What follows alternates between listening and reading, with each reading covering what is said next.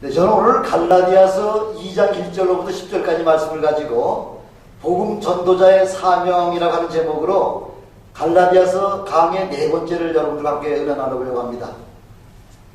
복음 전도자 바울은 온 세상에 다니면서 하나님의 말씀의 씨앗을 뿌리고 다녔죠. 전도자들이 제일 궁금하게 생각하는 것은 내가 전파한 예수 그리스도를 얼마만큼 사람들이 마음에 잡으러 받아들이고 얼마만큼 신앙이 자랐는지를 그거를 거기에 제일 관심이 전도자들에게 있다는 것이죠. 우리 사도 바울은 그동안 여러 교회를 다니면서 하나님의 복음의 말씀을 선포하고 그 교회들이 제대로 잘 성장하고 있나 성장하지 않냐를 보기 위해서 2차 선교여행, 3차 선교여행을 다니면서 그들의 신앙이 자란 모습들을 사도 바울은 체크하기를 원했다는 것입니다. 이것이 바로 전도자의 제일 최대의 사명이기 때문입니다.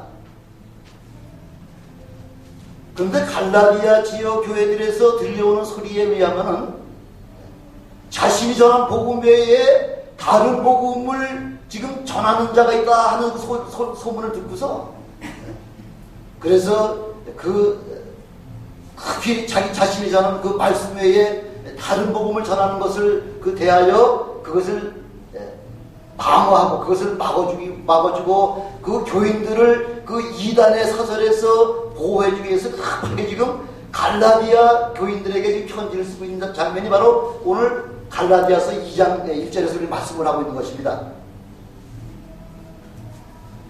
자신이 전한 말씀만이 진정한 복음이요 진리임을 입증하는 것이 아주 굉장히 중요한 것이죠. 그동안 복음 증거를 위해서 얼마나 많은 고난과 고통과 어려움을 겪고 거의 죽음에 다다를 수 있을 만큼 이렇게 그 복음 증거하는 일 위해서 자기의 전 생애를 전 힘을 다 쏟고 났는데 엉뚱한 그런 이단 사설이 들어와서 그 교회를 회방하고 교인들의 신앙을 파괴하려고 하는 이 모습들을 그 사도 바울이 들었을 때에 그 사도 바울의 마음은 너무나 안타까웠다는 거죠. 그래서 급히 지금 서신을 지금 쓰고 있는 것입니다. 사도들의 서신들이 대부분 그런 목적으로 다 사도 바울의 서신들이 쓰여진 거죠. 복음을 증거를 했는데 그 복음대로 성도들이 잘 따라오질 못하고 복음에 역행하는 그런 사건들을 좀 우리가 바라볼 때마다 그때마다 그 사도들은 그 교회를 향해서 베드로 전서니 야고보서니 여러 가지 편지를 서신서들을 그렇게 하면서 저들의 잘못된 신앙을 바로잡아주고 저들의 신앙을 더 향상시켜 주려고 하는 것이 바로 사도서에 기록된 목적이라는 것입니다. 이렇게 사도 바울이 전심을 다해서 복음을 선포했는데도 불구하고 다른 사람들이 와서 자신이 증거한 복음을 왜곡시키거나 아니면은 그 말씀을 훼손하는 그런 일들이 된다고 할 것 같으면은 그것만큼 헛된 것이 어떻겠습니까? 쉬운 말로다가 우리나라 속담에 그런 말이 있죠? 죽 써서 개 준다 하는 말이 있잖아요. 기껏 하나님의 생명의 말씀을 증거하고서도 사단의 사설에 의해 가지고 그 성도들의 모든 믿음이 회파된다고 할 것 같으면은 그건 있을 수 없는 일이죠. 많은 사람들이 사도 바울의 그 사도성을 그거를 부정하고 사도 바울이 증거하는 복음을 폄하해서 폄하한다는 얘기는 뭐예요? 그 아주 사도 바울이 전파한 그 모든 복음은 값어치가 없다는 거죠. 형편없다는 거죠. 그래서 폄하해서 어떻게든 사도 바울을 끌어내리려고 하는 것이 바로 세상의 그런 모든 악한 자들의 한 방법 아닙니까? 요즘 정치판들을 보면 누가 어떤 사람이 좀 높은 미국의 정치적인 높은 지위에 올라갔다 할 것 같으면은 사방에서 투서가 들어오죠. 없는 말 있는 말 다 포함해가지고 어떻게든 그 사람을 다시 끌어내리려고 하는 것이 사람들의 심리잖아요. 이 사도 바울이 하나님의 복음의 말씀을 선포하러 그 엄청난 고생과 죽음을 무릅쓰고 그 선포한 그 복음을 지금 회파하고 있는 거죠. 훼손하고 있는 거죠. 어떤 방법으로? 사도 바울은 사도가 아니라는 거죠. 바울은 사도가 아니라는 거죠. 언제 네가 예수님의 밑에서 배운 적이 있었느냐? 언제 예수님이 너를 부르고 언제 예수님이 너를 파송한 적이 있느냐? 그런 적이 없다는 거죠. 사도 바울의 사도성을 그거를 회파하고 나면은 사도 바울의 전파한 모든 복음은 완전히 그것은 이단 사설과 같이 되는 그런 지경에 처했기 때문에 사도 바울이 급하게 지금 갈라디아 교인들에게 그 편지를 지금 쓰고 있는 것입니다.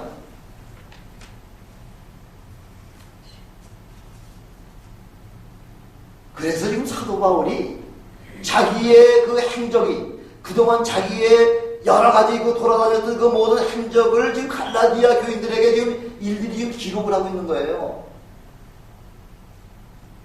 그동안 나는 너희들이 그렇게 알다시피 사도가 아닌 것이 아니라 또 내가 증거한 그런 말씀이 복음이 아닌 것이 아니라 내가 증거한 이 말씀이야말로 내가 거절의 사도가 된 것이 아니라는 거죠. 사도행전 우리 갈라디아 1장 1절에 보면은 그 말씀을 하고 있지 않습니까? 사람들에게서 난 것도 아니요 사람으로 말미암은 것도 아니요 오직 예수 그리스도와 및 죽은 자 가운데서 그리스도를 살리신 하나님 아버지로 말미암아 내가 사도가 됐다. 그게 지금 갈라디아 1장 1절에 그렇게 말씀하고 있지 않습니까? 사람에 의해서 사도가 된 게 아니라는 거죠. 하나님에 의해서 사도가 되었기 때문에 나의 사도권은 확정하다는 거죠. 내가 증거한 모든 말씀은 내가 임의로 만들어서 만든 그런 교리나 그런 신학이 아니라는 거죠. 만약 자기가 임의로 만들어서 선포하는 그 말씀이라고 할 것 같으면 자기는 뭐가 되는 거예요? 사도 바울은 사도가 아니라 뭐가 되는 거죠? 교주가 되는 거죠. 나는 그런 세상 그런 교주 이단 사설을 외치는 그런 교주가 아니라 하나님께로 불러서 하나님께로부터 받은 말씀을 너희에게 전한 바로 그것이야말로 복음이라고 하는 사실을 그걸 지금 아주 확실하게 확언하게 지금 우리에게 지금 증거하고 있는 것입니다. 오늘 봉독한 2장 1절에 보니까 나와 있죠? 2장 1절에 뭐라고 나와 있죠? 14년 후에 내가 바나바와 함께 디도를 데리고 다시 예루살렘에 올라갔다 이렇게 말씀하고 있는 거죠. 예수님께 사도로 부름을 받고 회심한 후 지금 세 번째 지금 예루살렘에 올라가는 거예요. 세 번째. 이 3차 방문에 있었던 사건은 사도 바울에게는 엄청나게 중요한 사건일 뿐만 아니라 사도 바울뿐만 아니라 개신교가 기독교가 생긴 이래 제일 최초의 예루살렘 공회가 시작된 아주 굉장히 중요한 기독교계에서도 제일 최고의 중요한 사건이 바로 이 사도 바울이 3차로 그 예루살렘에 올라간 그 당시에 일어났던 사건을 지금 그걸 사도 바울이 갈라디아 교인들에게 지금 말하고 있는 거예요. 그동안 자신이 선포한 말씀은 참이라는 거죠. 진리라는 거죠. 복음이라는 거죠.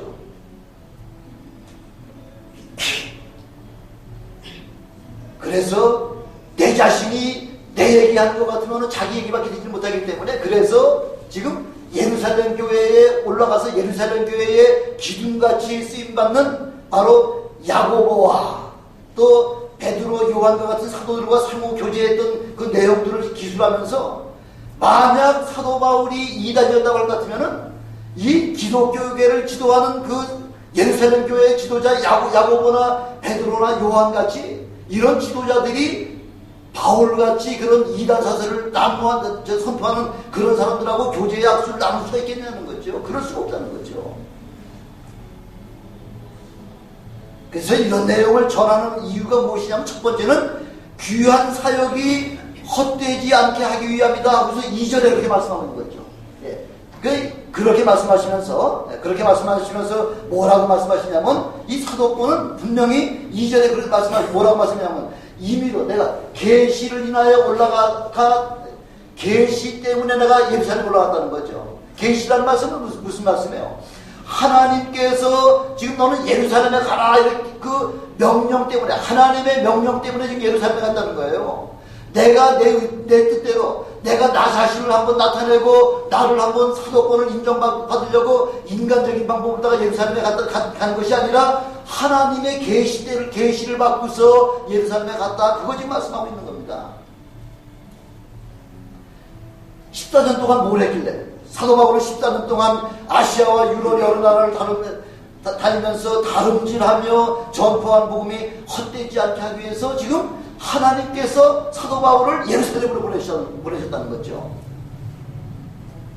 이 본문 사건이 어느 성경 말씀과 병행 규절이냐면요, 사도행전 15장 5절에 보면은 이 사건을 사도가 누가가 자세하게 기록을 하고 있습니다. 어떻게 기록을 하고 있냐면, 유대교에서 개종한 사람들을 갖다 뭐라 그래요? 유대교에서 기독교를 개종한 사람을 유대주의다 이렇게 말씀하고 있잖아요. 이 바리새파 유대인들이 이방인 크리스천들에게도 할례를 주어야 된다.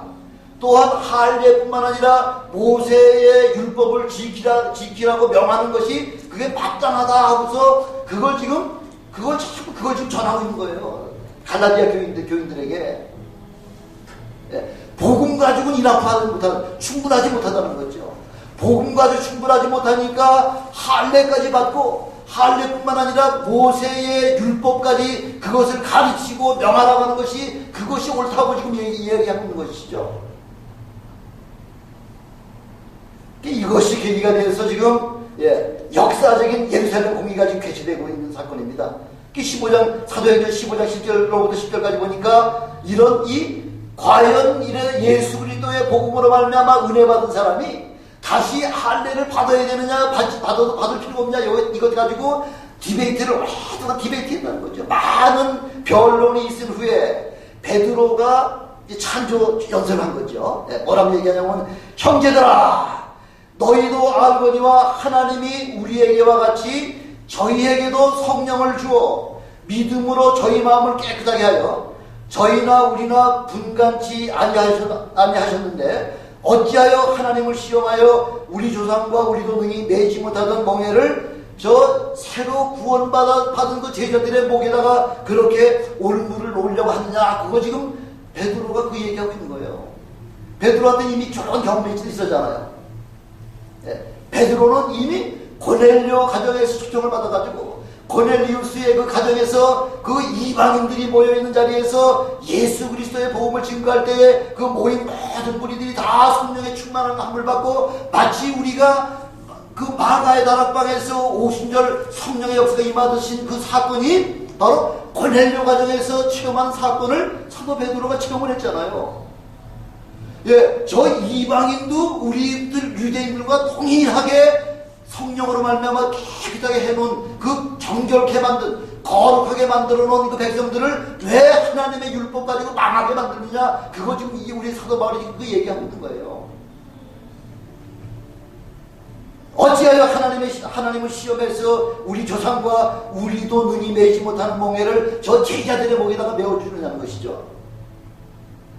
이렇게 베드로가 찬조 발언을 하자마자 제일 마지막 교회 제일 최고 지도자인 야고보가 결론을 내렸죠. 사도행전 15장 20절에 보니까 네 가지를 그 우상의 율법의 수많은 그런 규정 가운데서도 오직 네 가지만 지켜달라는 거예요. 네 가지만.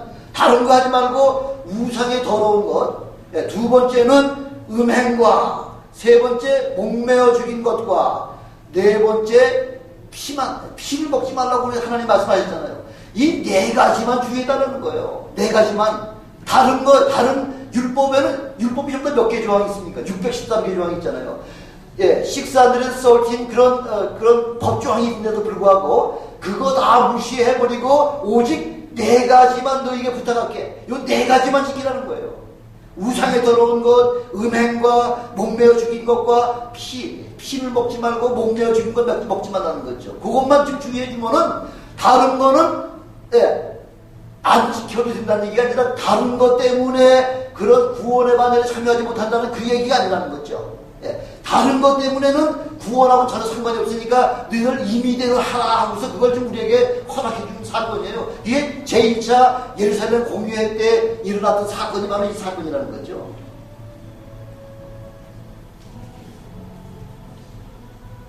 사도 바울은 인간적인 생각이나 그런 사도권의 복음을 검증받으려고 예루살렘에 가지 않았습니다. 하나님께서 전적으로 인도해 주셨고요. 하나님께서 인정해 주셨음 증거하기 위해서 지금 이렇게 당장에 이야기하고 있는 것입니다. 왜? 이것은 지금까지 사도 바울이 달려온 복음 전파 사역이 헛되지 않게 하기 위해서 하나님께서 그렇게 보여주셨다는 것입니다. 3절에 보면 뭐라고 나와 있죠? 3절에 보면은, 그래서, 그러나, 나와 함께 있는 헬라인 디도라도 억지로 할례받지 않게 해달라 그런 얘기죠. 디도를 지금 예루살렘에 지금 함께 데리고 간 거예요. 누가? 바울이. 뭐 때문에? 할례가 중요한 것이 아니라, 이렇게 디도로 말미암아, 디도는 헬라 이방인 사람에도 불구하고 예수 그리스도 복음으로 말미암아 이렇게 구원받은 바로 장로인이다 하는 걸 갖다가 예루살렘에 있는 많은 그런 지도자들에게 보여주기 위해서 디도를 억지로 할례하지 않게 하시고, 그러고서 예루살렘에 들어가 이 사람도 할례받지 않은 사람인데 구원받았다는 거죠. 바로 이것이 첫 번째 사도가 해야 될 사명이라는 거죠. 자기가 기껏 열심히 전도해 놓고서 이단에 내가 전도한 사람이 이단에 맞았다. 참 그거 마음 아프죠. 그렇게 하지 못하도록 첫 번째 사도의 사명은 첫 번째 그 사명이에요. 두 번째는 이단에 빠지지 않게 한 의무가 있다. 4절에 보니까 뭐라고 지금 나와 있죠? 4절에 보니까 이는 가만히 들어온 거짓 형제 까닭이라. 저희가 가만히 들어온 것은 그리스도 예수 안에서 우리의 가진 자유를 엿보고 우리를 종으로 삼고자 함이로다, 이렇게 말씀하고 있죠. 가만히 들어온 형제가 어떤 사람이에요? 바로 조금 전에 지금 말씀드렸던 것 같이 유대교에서 그리스도교로다가 개종한 사람은 맞는데, 형제는 형제인데 가만히 들어와가지고 자꾸 이단 사설을 거기다가 곁들여가지고서 증거하는 그런 사람이 가만히 들어온 거짓 형제다, 이렇게 말씀하고 있는 거예요. 복음으로 이미 자유하게 된 자들에게 다시 율법의 종을 만들려고 하는 것이, 이것이 얼마나 큰 잘못입니까? 복음으로 이미 다 자유함을 얻고 다 구원의 반열에 들어선 사람에게 아니다, 그 복음 가지고서는 어림도 없다는 거죠. 다시 율법을 지켜야만, 할례를 행하고 모세가 정한 모든 율례의 그 규정을 다 지켜야지만 그래야 구원받는다는 거죠. 그러면 뭐예요?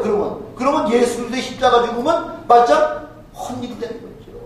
예수 그리스도의 십자가 죽으면 헛일이 되는 거예요. 그 일 때문에 그 율법을 지키지 아니하고 예수 그리스도 안에 복음으로 들어오기만 하면 구원받는다고 하는 이 놀라운 구원의 사실을 이 거짓 형제로 말미암아 그 모든 그 복음을 뒤엎으려고 하는 거죠. 거짓 그 복음이라는 거죠.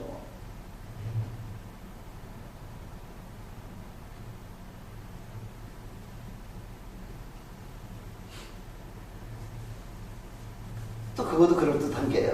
그동안 율법을 열심히 지켰던 그 유대주의자들이 아니 가만히 들어보니까 율법을 행하지 않아도 구원을 받아.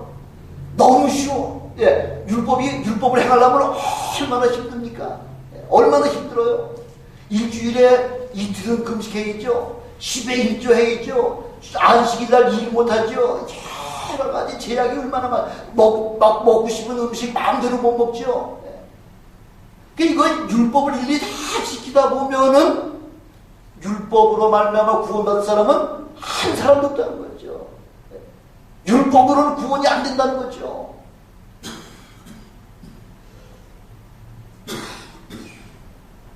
그렇게 어려운 걸 갖다가 예수 그리스도를 믿기만 하면 구원받아 언어도 아니라는 거죠. 말 같지도 않다는 얘기죠.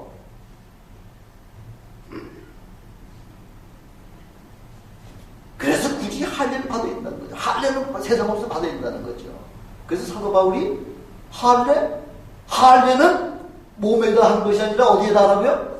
마음에다 하는 거죠. 너희 마음에다가 마음의 할례를 하는 것 때문에, 그것 때문에 사도 바울이 문제가 됐잖아요. 그래서 마지막 사도 바울이 예루살렘을 방문했을 때에 어떤 사건이 일어났어요. 저자는 지금 모든 유대인들에게 할례하지 말라고 전파한 자다, 하나님의 율법을 지금 방해한 자다 해가지고서 사도 바울을 붙잡아가지고서 그 공연장에 끌고 가지고서 돌로 때려 죽이려고 하는 찰나에 로마 군병들이 그 예루살렘 시내에 소란이 일어나다고 해가지고서 달려오는 바람에 죽기 바로 직전에 구출을 받은 사람이 바로 사도 바울이잖아요. 그래서 결국 그 할례 문제 때문에 사도 바울이 지금 어디까지 가는 거예요? 예, 로마 가이사 황제까지에게 가서 재판받기 위해서 로마까지 가는 그런 죄인의 신분이 되지 않았습니까? 율법은 구원하고는 상관이 없습니다. 왜? 율법의 몽에는 우리를 다시 죄의 노예로 만들기 때문에, 그래서 율법 가지고는 구원하고는 아무 상관이 없다는 거죠. 그 자유자가 됐다가 어떻게 다시 또 죄의 종으로다가 들어갈 수가 있냐는 거죠. 그렇게 할 수가 없다는 거죠. 그렇다면은 율법을 지키지 말라는 이야기입니까? 율법을 지키지 말라는 얘기는 아니에요. 예, 구원받고 은혜 받은 사람들이 기쁨으로 점점 더 성화, sanctification, 성화되는 과정을 위해서라면은 그 율법에서 명한 모든 규례를 자기 마음에 스스로 기쁨으로다가 준행해 나가는 거지, 율법 때문에 구원하고는 아무 상관이 없다고 하는 사실, 그걸 사도 바울은 우리에게 분명히 말씀해 주고 계신 겁니다. 근데 이렇게 구약의 율법에서는, 우리 율법에서 하나님께서 우리에게 말씀하실 때 613개 조항을 일일이 그 창세기부터 모세오경에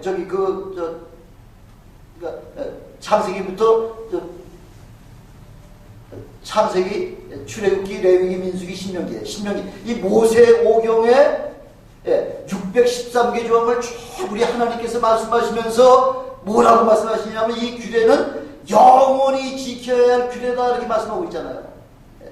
한 가지도 지켜도 되고 안 지켜야 된다고 그렇게 말씀하신 적이 없어요. 영원히 지켜야 할 너희의 규례다, 이렇게 우리에게 말씀을 해주고 계시는 거예요. 근데 안식교에서는요, 우리 보고 뭐라고 얘기하냐면, 저 개신교 저 사람들은 지금 태양신을 지금 섬기고 있는 사람이다, 이렇게 얘기하는 거예요. 태양신을 섬기고 있는 사람이다. 안식일을 지켜야 된다는 거죠. 아니, 율법이 하나밖에 없어요? 안식일 하나밖에 없어요? 음식 규정 그 두 가지밖에 없어요? 아니에요. 율법에는 613개 조항이 있음에도 불구하고 그 안식교 사람들은 굳이 두 가지, 안식일 반드시 지켜야 되고 음식 규정을 지키지 않냐면은 구원받지 못한다는 거죠. 사단이라는 거죠. 이단이라는 거죠. 그렇습니까? 우리가 주일 지키는 것이 태양절을 지키기 위해서 지금 우리가 주일 지키는 거예요? 아니에요. 왜 우리가 주일날을 지키는 거예요? 주일날은 바로 예수님께서 저 사망의 그 음침한 골짜기로 계시다가, 무덤에 계시다가 3일 만에 사망 권세를 깨뜨리고 부활하신 날이에요. 부활하신 날. 두 번째, 이 주일날은 예수님이 승천하시고 난 이후에 열흘 만에 성령을 내려보내 주셔서, 성령이 우리에게 심령에 들어와서 우리가 바로 하나님의 거룩한 성전이 됐다는 엄청난 바로 구원의 사건을 그걸 증명해주기 위해서 성령 강림 사건을 우리 기념하는 사건이에요. 그것뿐만 아니죠. 성령 강림이 일어났던 그날 무슨 어떤 일이 일어났나요? 그날 베드로가 하나님의 말씀을 요한서를 갖다가 선포했을 때에 그 모여들었던 수많은 유대인들이 형제여 우리가 어찌할꼬 하면서 예수 그리스도 앞으로 다 통해다복하며 심예받고 주님 앞으로 돌아온 그 엄청난 그 교회가 탄생한 날이에요. 초대교회가 탄생한 날이에요. 그게 바로 주일날이에요. 그래서 초대교회 사람들은 주일날만 되면은 주님의 부활과 성령 강림 사건과 초대교회가 새로 시작되면서 그날 하나님의 말씀도 듣고 서로 성도들 간에 교제의 떡도 나누면서 그 다음에 많은 그런 그동안 한 주간 동안 모아놨던 그 하나님께서 주셨던 물질 중에서 일부분을 하나님 앞에 모아놨다가 드리는 날이 바로 주일날이잖아요. 그것이 자연적으로 안식일에서 주일날로다가 예배가 바뀌어지는 과정이 사람에 의해서 만들어 놓은 그런 주일날이 아니라는 거죠. 만약 그렇게 안식일을 갖다가 그렇게 지켜야 된다고 할 것 같으면 결국은 안식교 사람들은 결국 누구하고 똑같은 거예요? 유대주의자들하고 똑같은 거죠.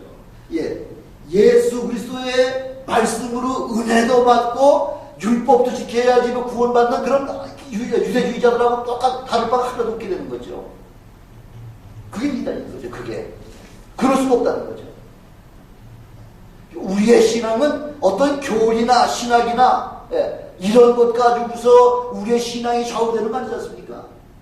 우리는 오직 뭐예요? 오직 성경, 오직 바이블이에요. 바이블. 오직 성경 이외에는 다른 것으로는 우리의 신앙을 변개시킬 수가 없다고 한 것이죠.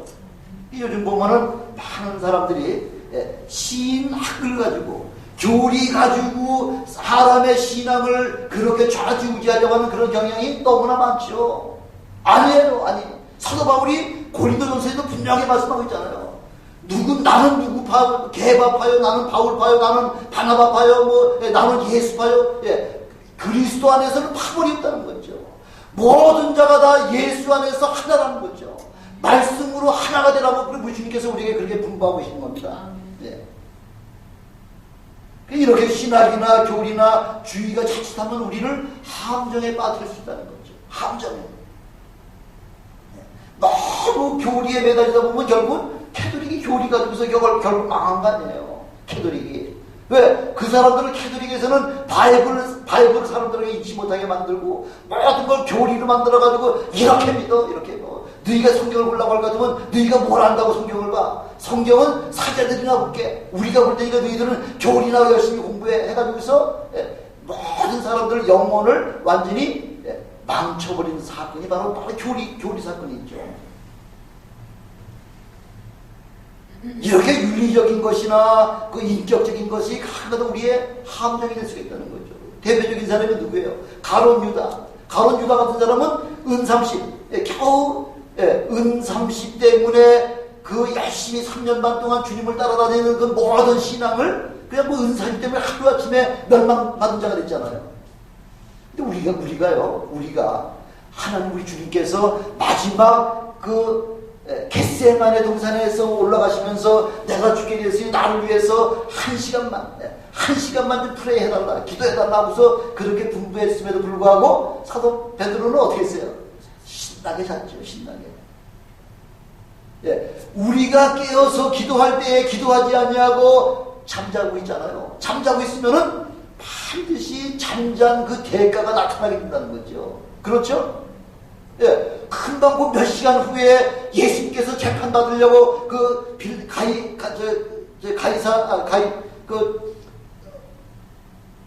대제사장의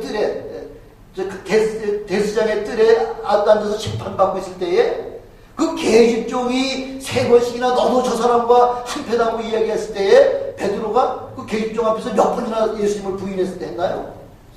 3번이나 저주하고 맹세하면서 부인했다고 그렇게 말씀하고 있잖아요. 사람들은요 이렇게 연약해요. 나만큼만 믿음 가져봐.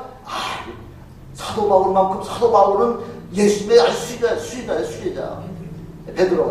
베드로는 예수님의 수제자인데도 불구하고 그 하찮은 계집종 앞에서도 금방 한 서너 시간 앞에 예수님께서 너는 달 굴기 전에 나를 3번 부인할 것이다. 아니옵시다. 남들은 다 예수님을 부인할 망정 나만은 절대 예수님을 부인하지 않겠습니다. 이렇게 혼장담하던 베드로도요. 불과 서너 시간 후에 계집종 앞에서 예수님을 3번씩이나 아주 부인을 저주하면서 부인했지 않습니까? 여러분 믿음 대단하십니까? 자랑할 거 없어요. 연약합니다. 넘어질 수밖에 없는 게 우리 인간이에요. 그래서 이렇게 넘어질 수밖에 없는 그런 연약한 사람들을 우리 모든 사역자들이 일으켜 세워주시고요. 위로해주고요. 그 다음에 격려해줘서 다시 크리스찬으로 바로 서갈 수 있도록 그렇게 만드는 사명이 바로 우리 사역자들의 사명이라고 우리에게 말씀해주고 계시는 겁니다. 또한 3번째 우리 사명자들이 가져야 할 사역자들이 가져야 될 사명이라고 하는 것은 우리 하나님께서는 사명을 각각 다 다르게 주셨다. 7, 8절 한번 볼까요? 7, 8절 송재민 집사님 7, 8절 한번 보죠. 7, 8절 7절하고 8절에 보니까 뭐라고 나와 있냐면요. 도리어 내가 무할례자에게 복음 전함을 맡기를 베드로가 할례자에게 맡은 것 같이 한 것을 보고 베드로에게 역사하사 그를 할례자의 사도로 삼으시니가 또한 내게 역사하사 나를 이방인에게 사도로 삼으셨느니라. 어느 완벽한 사람들은 없죠. 다 부족하죠. 이거 잘하면은 저거 부족한 거고요. 저거 잘하면은 또 이거 부족한 사람들, 다 부족한 사람들밖에 없습니다. 그래서 고린도전서 12장 29절 30절 보니까 사도 바울이 얘기하잖아요. 다 사도겠느냐? 아니라는 거죠. 다 선지자겠느냐? 다 교사겠느냐? 다 능력을 행하는 자겠느냐? 다 병 고치는 은사를 가진 자겠느냐? 다 방언을 말하는 자겠느냐? 다 통역을 하는 자겠느냐? 하나님께서 필요에 따라 각 교회와 각 사람의 필요에 따라서 하나님께서 은혜를 우리에게 주시는 거라는 거죠. 어떤 게 더 뛰어난 은사고 어떤 게 하찮은 은사, 그런 거 없다는 거예요. 각자 필요한 사역에 따라서 우리 하나님께서 누구에게는 교사로, 누구에게는 선지자로, 누구에게는 말씀 선포하는 자로, 누구에게는 병 고치는 은사를 주시고요, 누구에게는 방언을 말하는 은사를 주고요, 누구에게는 방언 풍전하는 은사를 주셔가지고 필요할 적마다 이렇게 사람들이 나눠주신 거라는 거죠. 그래서 어떤 사람들은 그런데요, 방언이 제일 끝머리에 나와 있기 때문에 방언이 제일 아주 하찮은 은사다. 하나님이 주신 은사는요, 하찮고 뭐 아주 고귀한 그런 거 없어요. 다 존귀한 거예요. 다 하나님께서 필요해가지고서 우리에게 맡겨주신 은사예요. 여러분 방언하십니까? 담대하게 하십시오. 사도 바울이 나는 방언을 남들보다 많이 하는 것에 대해서 감사하노라 이렇게 말씀하고 있잖아요. 왜? 방언은 하나님과 나와의 영적인 교류할 때 필요한 그 사항이기 때문에 이 방언은 우리에게 엄청나 중요한 거예요. 하찮은 거 아니에요. 하나님과 교통하는 그 수단이 바로 방언이에요.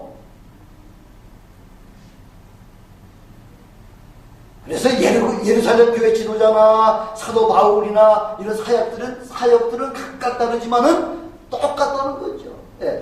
각각 맡겨준 사역에 따라서 하나님의 영광을 드러내기 위한 그 사역일 때는 어느 사역이든지 간에 어떤 사역을 맡겼든지 간에 동일하다는 것이죠. 그래서 사도 바울이 그동안 전파한 복음이나 베드로나 요한, 야고보가 전한 복음에는 다른 것이 없다는 거죠. 그 사람들은 예수님의 직계 제자지만은 사도 바울은 예수님의 직계 제자가 아니라 뒤늦게 예수님 믿는 자들을 핍박하러 가다가 주님께 불림을 받은 그런 사도잖아요. 동일한 사도라는 거죠. 누가 더 뛰어나고 누가 더 못한 거 없다는 거죠. 오히려 사도 바울이 사도로서는 훨씬 더 많은 사역을 했죠. 아니 사도 바울보다 더 큰 사역한 사람이 어디 있어요? 신약성경 27권 중에서 13권 내지 14권을 기록할 정도로 이렇게 엄청나게 선교 사역을 하며 엄청나게 복음의 말씀을 전파한, 증거한 그 사도 바울보다 더 큰 일을 한 사람이 누구냐는 거죠. 동일하다는 것이죠. 복음은 누구에게 주셨든지 간에 복음은 동일하다는 거예요. 왜? 복음은 누가 주셨기 때문에? 하나님이 주셨기 때문에. 그래서 9절에 보니까 뭐라고 지금 또 나와 있냐면요. 9절에 보니까 또 내게 주신 은혜를 알므로 기둥같이 여기는 야고보와 게바와 요한도 나와 바나바에게 교제의 악수를 했다.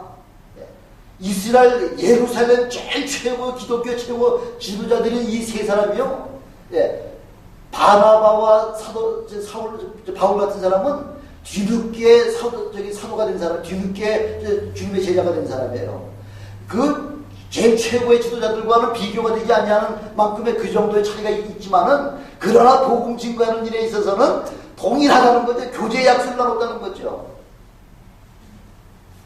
그래서 바울과 바나바에게는 이방 선교를 맡겨주셨고요. 또 저들에게는 할례자 선교 사역으로 그렇게 나누어주는 협력 사역을 맡겨주심으로 말미암아 이렇게 동일하게 서로 협력을 함으로써 더 효과적인 복음의 사역을 증거할 수 있도록 하기 위해서 하나님께서는 그렇게 각각 직분을 맡겨주셨다는 거죠.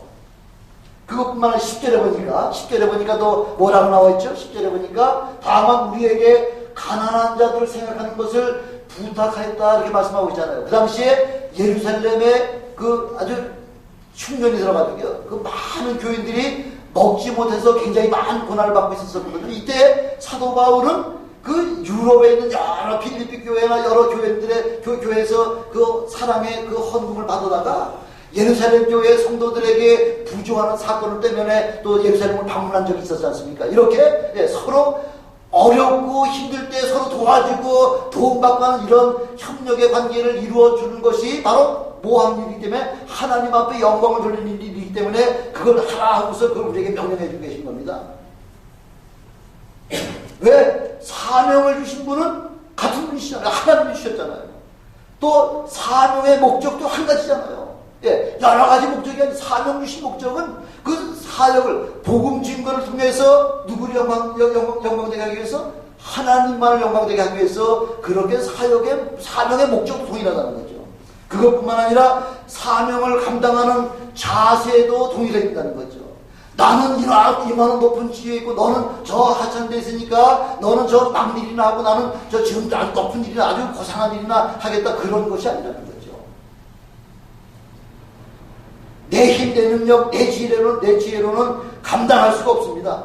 그래서 성령의 도우심과 성령의 인도하심을 구해야지만 비로소 우리가 우리에게 맡겨주신 사명을 제대로 감당할 수 있다는 거죠.